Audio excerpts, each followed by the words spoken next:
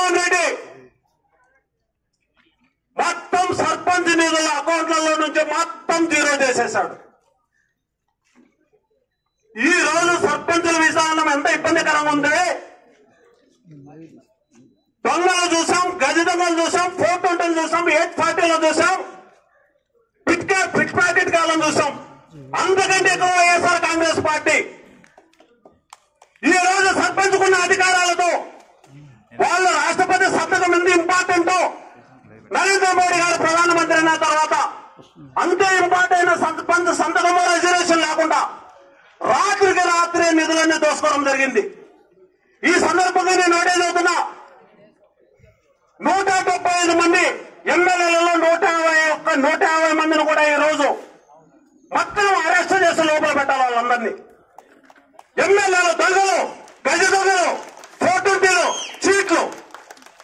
ఎమ్మెల్యేకి ఏమన్నా మీ అబ్బ సొమ్మున సచివాలయానికి 20 లక్షల రూపాయలు మీ నాయన సొమ్మిచ్చినట్లు. ఈ రోజు మీరు ఒకటి ఆలోచన చేయాలి.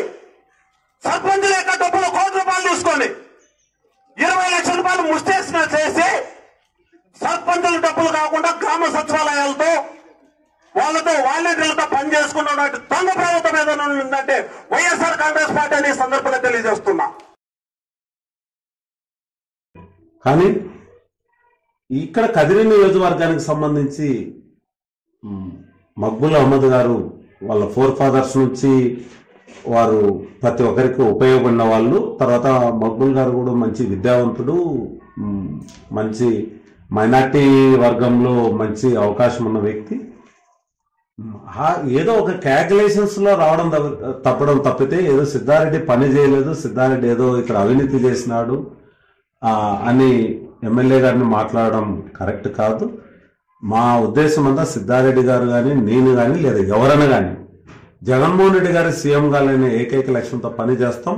అదేవిధంగా కదిరి నియోజకవర్గానికి సంబంధించి మక్బూల్ అహ్మద్ గారిని గెలుపుకు పూర్తిగా కృషి చేస్తామని సందర్భంగా తెలియదు.